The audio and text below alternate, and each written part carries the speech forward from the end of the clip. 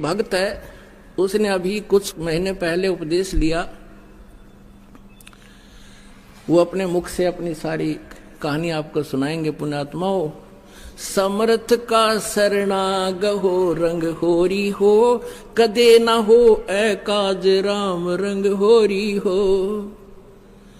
इनका एक छोटा सा बच्चा 10-12 वर्ष का और 1100 वाट के तार से टच हो गया। इसका जख्म है इतना, 2 अंगुल पूरी आ जा, और पैर का अंगूठा जल गया, आर पार निकल गई बिजली।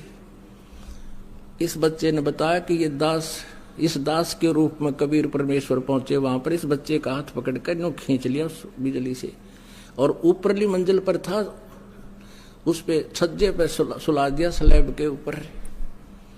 काफी देर बातें करी। इसने कहा, गुरुजी कहाँ जा रहे हो? बेटा मैं तेरे साथ हूं, कहीं नहीं जाता। कहते, हमरा भक्त पिछोड़ी होई और हमरा नाम ना लेवे कोई। अब ये वास्तव में क्या है? अब ये कथा आपको सुना रहे हैं, उन्होंने लिख कर दे रखी है, आपको पढ़ के सुनाते हैं। मैं भक्त सुरेश दास पुत्र श्री चांद राम, निवासी गांव दनाना, जिला सोनीपत, और फिलहाल शास्त्री नगर रोहतक हरियाणा में रहता हूं। वास्तव में ये मेरे चाचा का लड़का है, सगे चाचा का लड़का।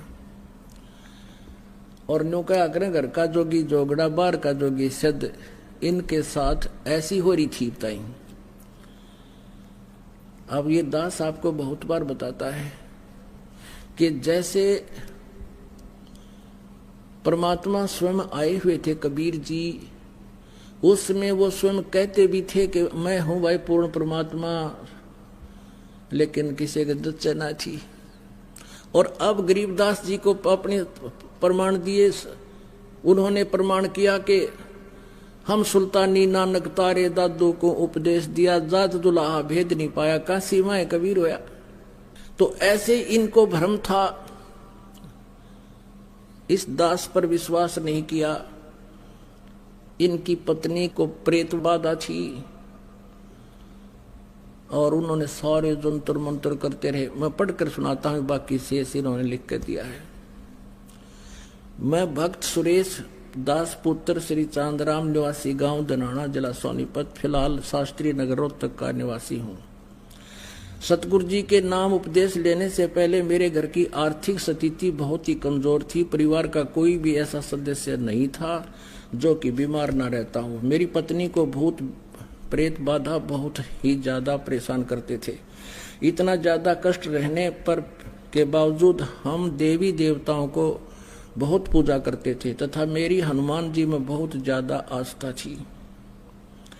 लेकिन घर में संकट पर संकट आते जा रहे थे, किसी भी काम में बरकत नहीं हो रही थी। पूर्ण परमात्मा सतगुरु रामपाल जी महाराज मेरे परिवार के होने के कारण हम उनको पूर्ण परमात्मा नहीं मान पाए, जिसका खामियाजा हमें कई वर्षों तक झेलना पड़ा। तभी गांव सिंहपुरा के निवासी भक्त विकास ने मुझे बताया कि आपके घर में पूर्ण परमात्मा जगत गुरु रामपाल जी महाराज आए हुए हैं और आप कहाँ सोए पड़े हो। तो मैंने कहा कि काल ने हमें कष्ट ही इतने दे रखे हैं कि वहां के बारे में जानने का टाइम ही नहीं मिला। सारा समय डॉक्टरों के चक्कर काटने में चला जाता है, ऊपर से आर्थिक तंगी भी बहुत रहती है। उस भक्त ने मुझे काफी समझाया कि पूर्ण परमात्मा की ऐसी दया हुई कि मैं संत रामपाल जी महाराज से नाम उपदेश लेने के लिए अक्टूबर 2010 में सतलोक आश्रम बरवाला में पहुंचा। नाम उपदेश लेने के बाद सतगुरु जी ने अपना दया का पिटारा खोल दिया और मुझे वो सुख अनुभव होने लगे जिनका वर्णन इस जुबान से कर पाना बहुत मुश्किल है। मेरी पत्नी को बहुत प्रेत सता रहे थे, सतगुरु जी की दया से अब वह पूर्ण रूप से ठीक है।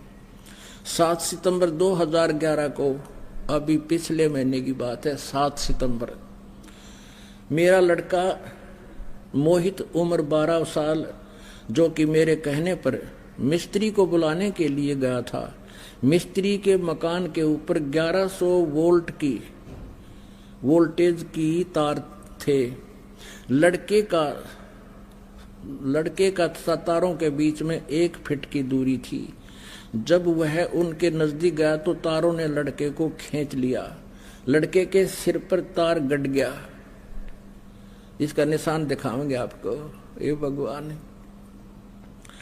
तथा मुंह जल गया। बिजली सारे शरीर में प्रवेश करके पैर के अंगूठे की हड्डी को तोड़ कर निकल गई। उसमें मेरे लड़के को सतगुरु रामपाल जी महाराज बहुत ही चमकदार शरीर यानी तेजोमय शरीर सहित दिखाई दिए। उन्होंने लड़के का हाथ पकड़कर छज्जे पर लटा दिया। फिर लड़के की और सतगुरु जी की बात हुई तथा जब सतगुरु जी जाने लगे तो लड़के ने पूछा, गुरुजी कहाँ जा रहे हो? क्योंकि बेहोश था उस टाइम लड़का और आत्मा से बातें हो रही थी। सतगुरु जी ने कहा, बेटा मैं तेरे साथ हूं, तू घबरा मत। उसके बाद हम लड़के को हॉस्पिटल में ले गए। वहां पर भी लड़के को गुरुजी दिखाई दिए और मेरे लड़के ने कहा कि गुरुजी मेरे साथ हैं, तुम घबराओ मत।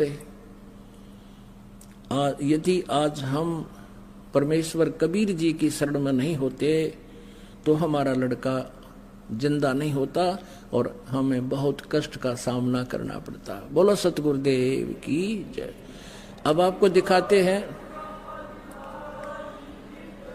अभी आपको दिखाते हैं इस बच्चे का जो स्थिति। अब देख, अभी तो 1 महीने में लगभग 1 महीना हो गया, ऊपर हो गया, बल्कि बहुत फर्क हो गया। इसकी पहले की जो तस्वीर ले रखी है इन्होंने वो भी दिखाते हैं, देखना।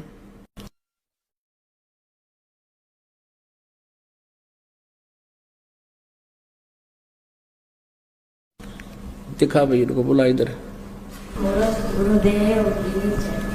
नंदी छोड़ सतगुरु रामपाल जी महाराज की जय। मैं किसी मिस्त्री के पास गया हुआ था, फर्नीचर वाले मिस्त्री के पास गया हुआ था, तो उसके ऊपर से 11,000 वोल्टेज के तार गए हुए थे।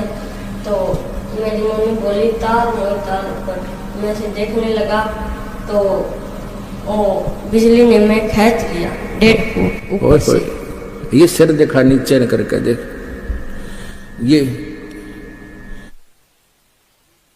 ये निशान पड़ रहा है लड़के का। ये नीचा कर गर्दन थोड़ी सी, ये देख उतर जाएगी वो।